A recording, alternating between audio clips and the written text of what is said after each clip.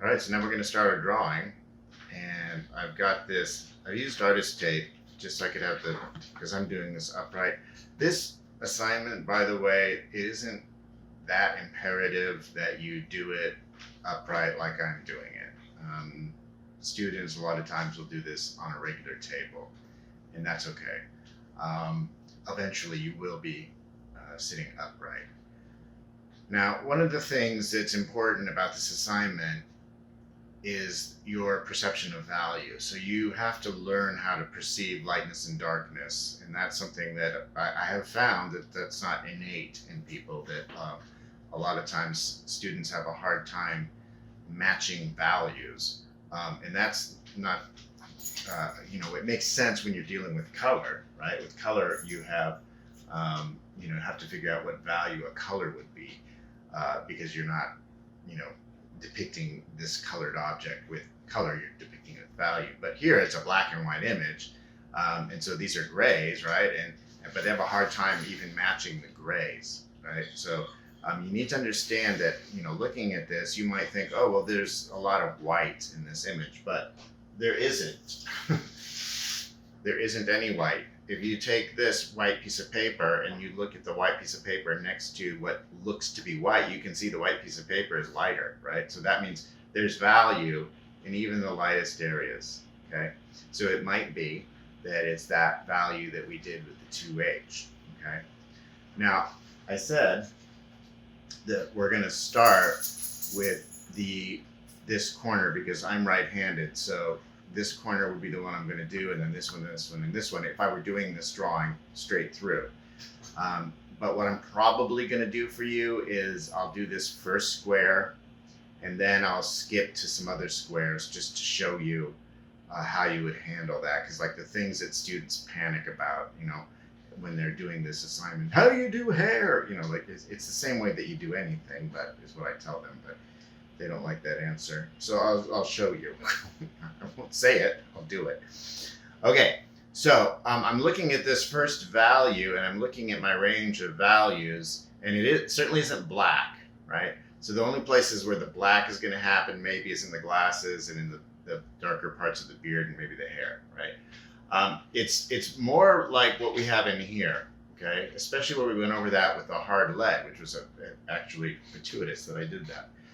So I'm going to start off with that single direction hatching stroke using the side of the 6B. And I only have to be careful on the edges.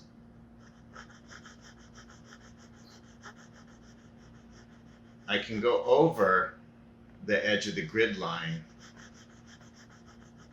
but your grid lines are going to be lighter than my grid lines. A stray stroke here or there wouldn't be a bad deal. It's a pretty easy thing to fix. A lot is not an easy thing to fix. Here's another thing that makes students panic. You can see how I'm holding my pencil. I don't know if you noticed it when I was doing it the first time. I'm holding it higher up on top of the pencil so that my hand is not touching the paper. We may as well start to figure that out now. It's something that, I remember it being a difficult thing to learn when I had to do it, but it is something that is certainly learnable, okay? So you can see this value is still lighter than that value because of all that texture, okay? So I still think we're gonna need to do cross hatching with the side, and then I'm gonna just to put down a little bit more graphite. And remember I said that it's important to start with the softest value, or the softest pencil you can start with, not the lightest, but the softest.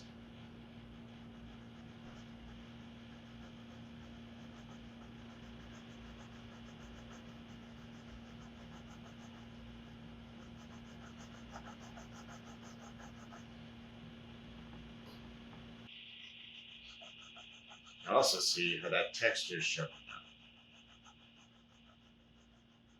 A lot of tooth to this paper. Oh, here's an important thing that I didn't mention when I was doing this. I have this paper taped to my drawing board, but I have several sheets of scratch paper underneath, okay? So paper that is like old student drawings, things like that. I maybe have about 5 sheets of paper underneath this sheet. So it's fine to leave it in your pad, and that's probably the best thing to do. Leave it in your pad. But if you didn't leave it in your pad, then you want to have like 5 or 6 sheets of paper underneath, so that even though your drawing board is brand new, and it feels smooth, right? It's still going to give you texture, and you don't want that. Okay, so now we're going to start to work out some of that texture, and we're also going to need to look and see, where this is getting darker. I think we can maybe start to use the point on that of the 6B. The way now my hand is resting because I'm using the point, but I'm resting most of my hand there. So it's good if you're going to rest your hand on the paper that you do it with a piece of paper underneath, and a clean sheet of paper would be the way to go. And I'm looking to see how wide is this, and it's about, maybe a third, a little bit less than a third of that square. It's good that we're starting with an easy one.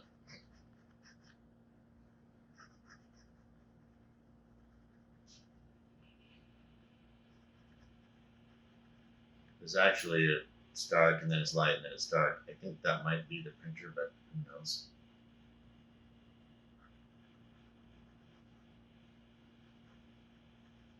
And I'm going to go over that.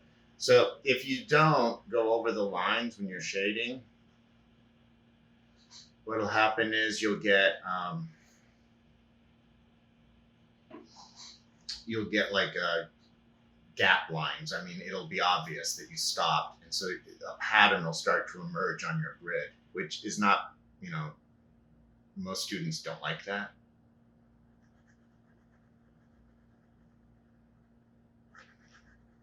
This is the HB, the harder lead.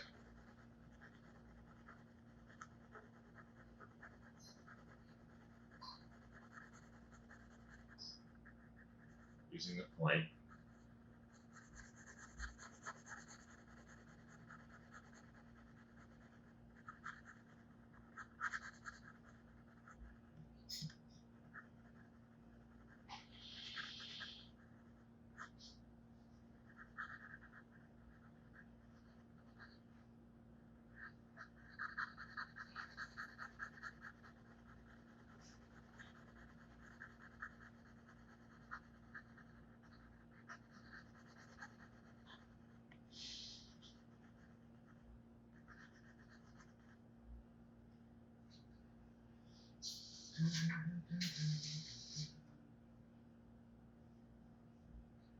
I'm using the 2H because this area in the center is lighter.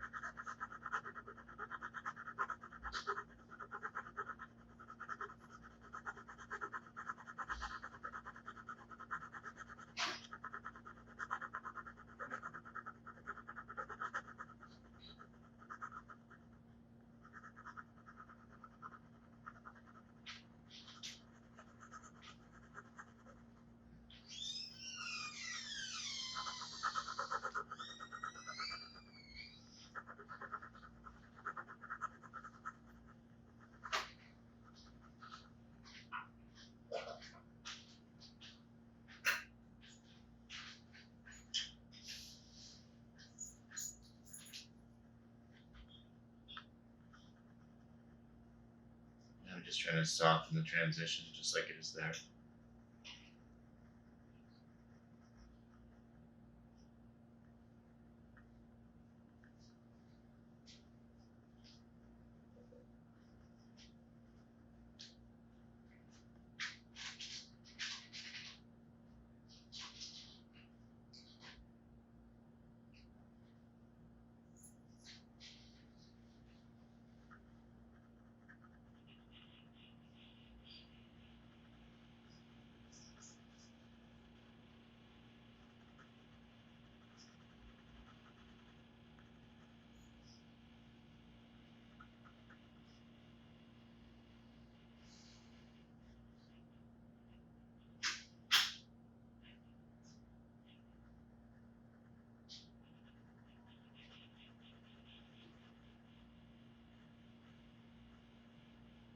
That's just a matter of smoothness.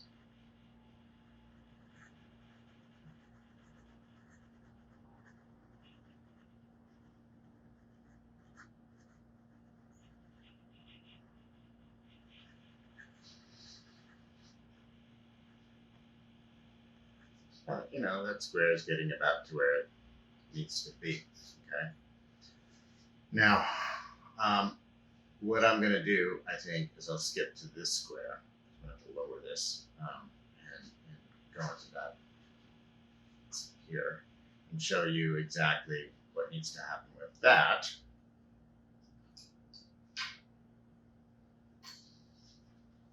And I wouldn't be doing that normally. I'd be doing this one and this one too. Now, what I'm going to do, I think, is I'll skip to this square. I'm going to have to lower this and go into that here and show you exactly what needs to happen with that. On the artist tape, especially if you're going to tape it onto the surface of what you're drawing on,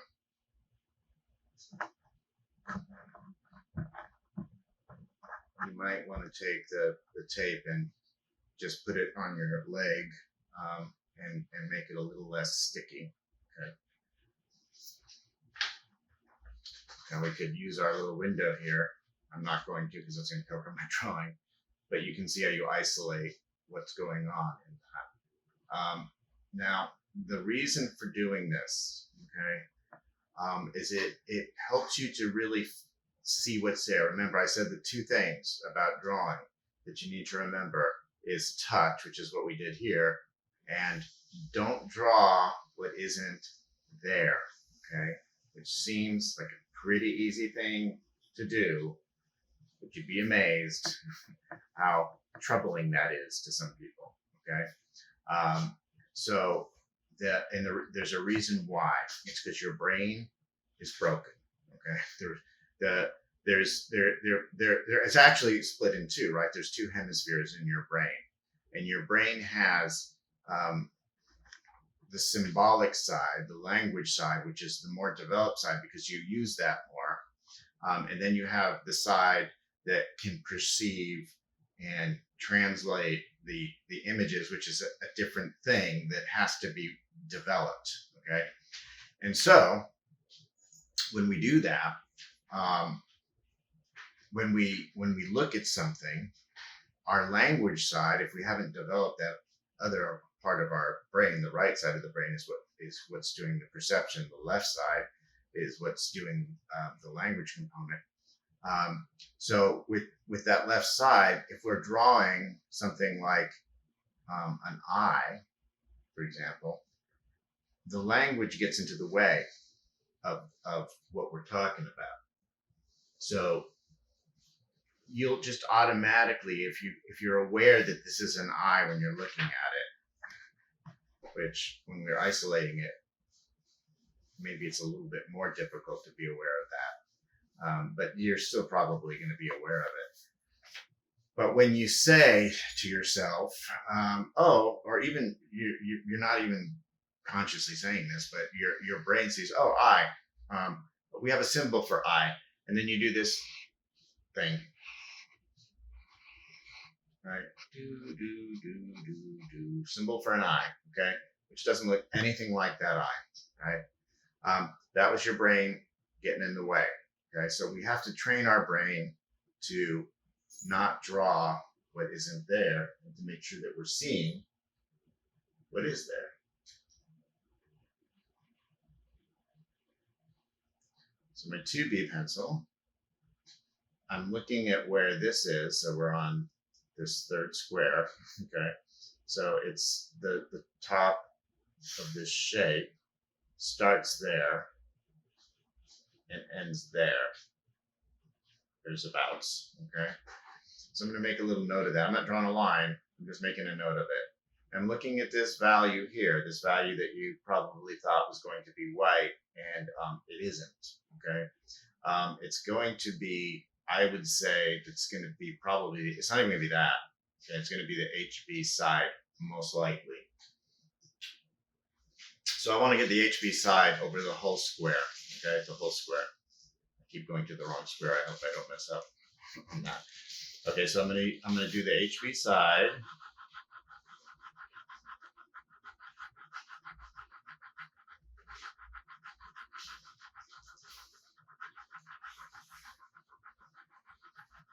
Part of the problem with the perception of value is that you've got contrast, right?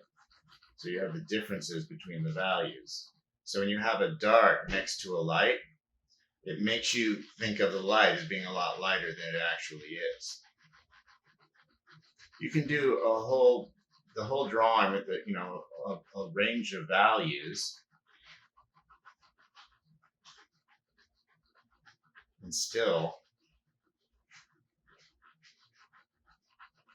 have everything too light.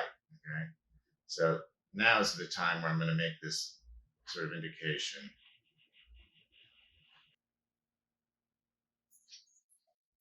So I'm going to go to a 2B right now as I start to figure this out. And the 2B is going to be probably, notice that how close these things are. These things are kind of merging into this dark part here, right? And so what we did there, remember it was the 6B. So I'm going to put that 6B down here.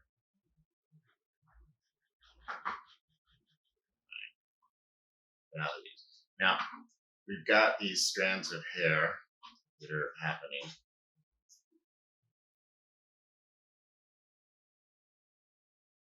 So drawing the hair.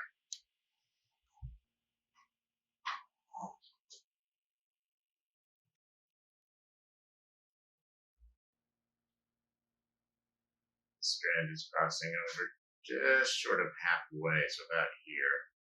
Now, obviously, for the hair, it's not going to be that big of a deal if you're off a little bit here and there, right?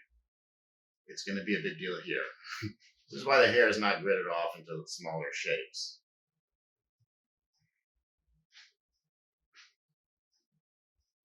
It goes into that dark area.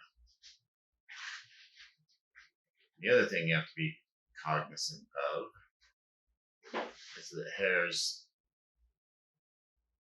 have different values, different thicknesses. Now, there are parts here where it's a little bit more solid. And I'm starting lighter first. One of the big rules about putting down value is you can always get darker. It's harder to go lighter once you've gone too dark. It's not impossible. It's just not ideal.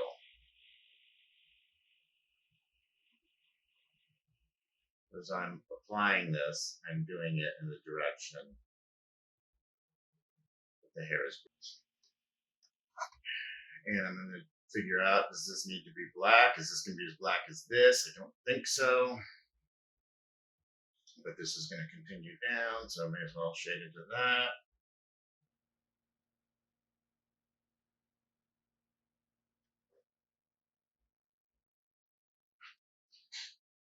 I should say that if you had something, which luckily we don't have this in here, if you had, like let's say he had flecks of gray or something in his beard, which you can't really see, he does kind of have it here. The way that that happens is you have to then have that value, whatever the lighter value is, there first, and then shade around it. There's no easy way of doing that. I mean, it's not that hard.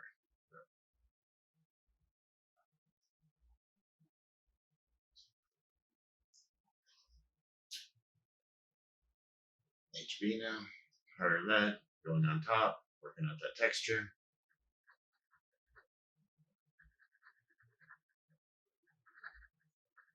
Looking for places where the value is getting slightly darker. These subtleties are probably lost on the camera, but we can do what we can do.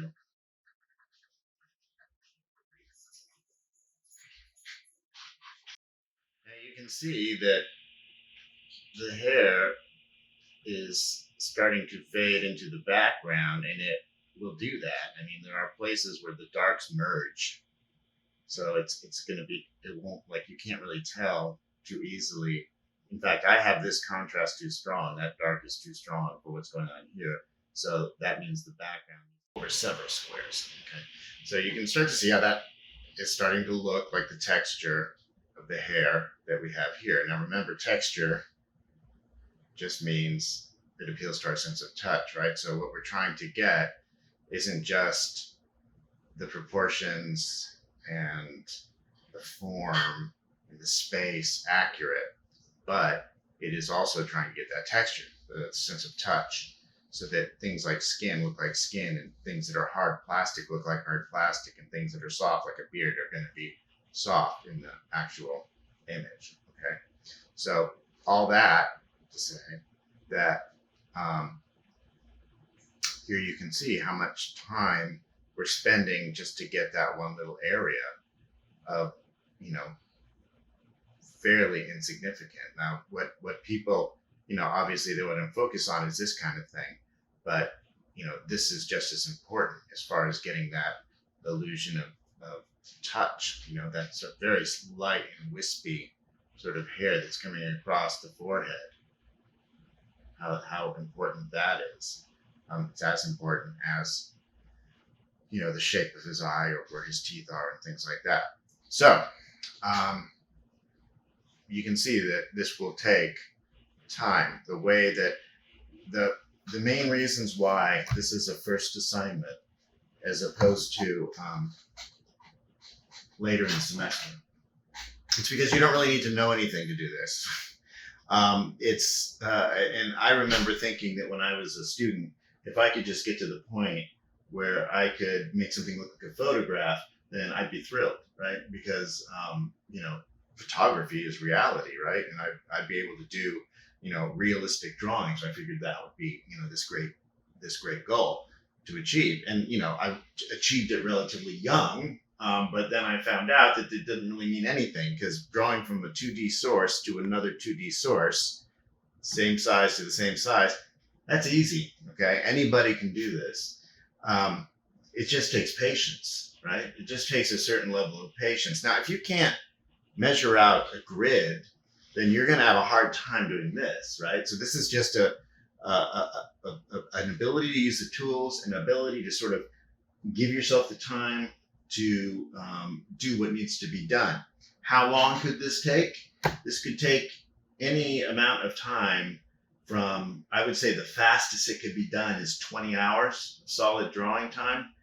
But I've had students that have gone like 60 hours of drawing time. So if you're timing yourself with this, so obviously we're not giving you enough class time to do this. You're going to be doing it during class on a couple days. And then you're going to be doing the rest of it on your own time, right? Because even though this is still remote, you know, there's a certain number of hours you're supposed to be spending on work, on homework, or you know, studying. And so and the amount of hours for a 3-unit class is, I believe it's 6 hours a week you're supposed to be spending. So we're definitely going to cover that with this. Now, it's not always going to be that way. It isn't always going to be 6 hours worth of work outside of class, but when it is, I expect you to do it. Okay. So there's that. There's the idea that you can follow these directions, that you can use these tools relatively easily, right? Well, not easily, but you can sort of master them.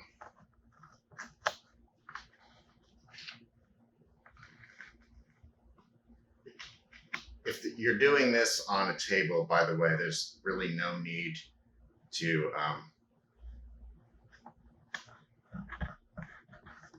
tape it to your paper. Okay, this is kind of an uncomfortable spot for me anyway. But I wouldn't be the thing about doing these demos is that I have to be able to do them where you can see them. Okay, so you can see that I gridded this square off.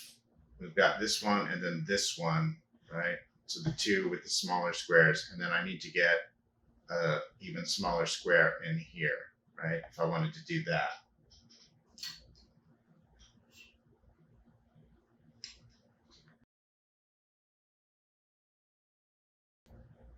Things to know about measuring and using the ruler.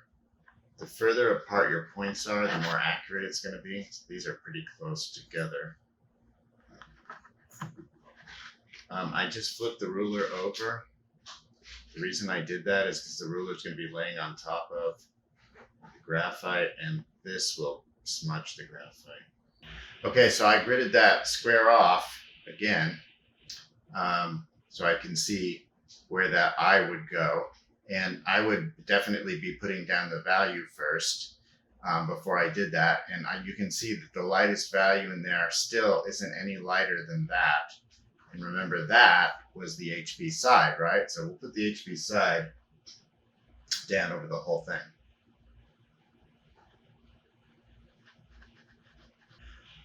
Okay, now I'm looking in to see where this upper part of his brow is in relation to this. So it's coming from the top corner,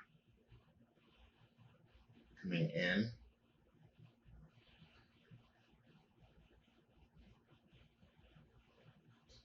The eyelash is coming up right above that line. Remember, I'm naming things when I shouldn't name them. The pupil is almost dead center. So you can see how important this is, having this smaller thing gridded off. It's almost going from the corner about here to the corner. And then there are seemingly open ends of things, right? That where it's not real obvious where the edge of the eye even is. The wrinkle there, the wrinkle there.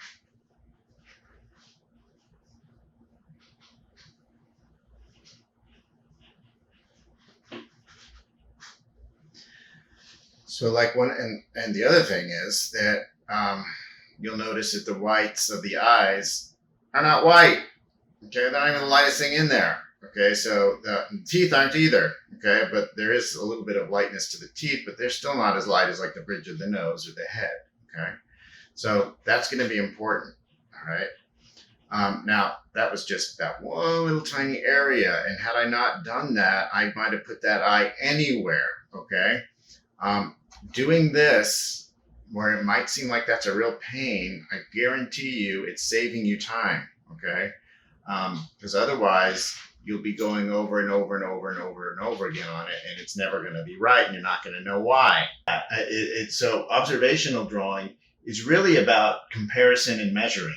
I mean, that's what it's about. And so you're going to learn when we're doing actual three-dimensional form how to make sure that you're getting things the right size and all that and the right value. But with this, you have the grid, okay? You have the comparison to the grid. So even though, yes, this might seem like, wow, that's a lot of extra, lines that I have to draw, it's still, I'm looking at this and thinking I might have put that in the wrong place. This is square one. Yeah, I did. Goddamn. I just swore. Yeah, this whole thing is supposed to be here. See how easy it is to get messed up? So anyway, but this is a demo, so it doesn't really matter where I put it. So some of you watching that probably caught that before I did. You're smarter than me. So yeah, so when we're using the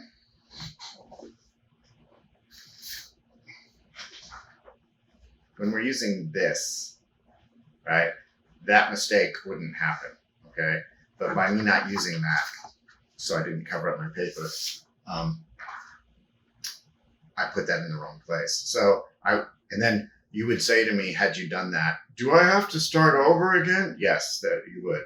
But like I said, since this is a demo, I don't have to. So yeah, this would need to be over here. But anyway, that's really going to distort the overall image if I was going to continue this. But you can see how much just that one little thing is going to be, that one little area, how much goes into just that one little thing, okay? And when you see it by itself, it might not be recognizable even, okay?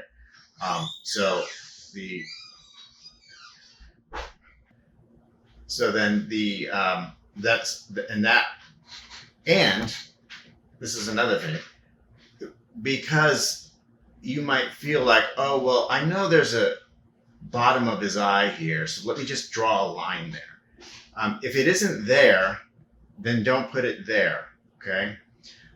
Our brain will put that together, okay? Our brain understands that what's going on with that. Just like when we're looking at that, we understand. The reason we understand is something called the Gestalt principle, okay, which you might have learned about in psychology, that your brain completes the image, okay? So you don't need to physically complete it. The person looking at it, their brain will figure it out, right? Okay. So there you go. There you've got two squares done, and then one square in the wrong place, but one little quarter of a square done. This is another reason why you don't take things out of order, why you don't jump around. Because again, if you're doing it the way that you were doing by squares, that wouldn't happen.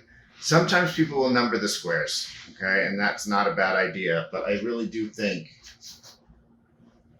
that, and especially since you're not taping it up there, having something like this on top of it really helps to get to really isolate the square and not really worry so much about, you wouldn't worry about where that's going to be. You'll get it in the right place when you're using this, as long as you place it in the right place. Okay. So that's the grid drawing. How many squares should you get finished? I think on the first day I'd like to see five squares get done. Okay, so something like that. 1, 2, 3, 4. 5. You should be able to get done on the first day. And then I want you to time yourself on that and figure out how long it's going to take you to do it. Okay, so that is the grid drawing.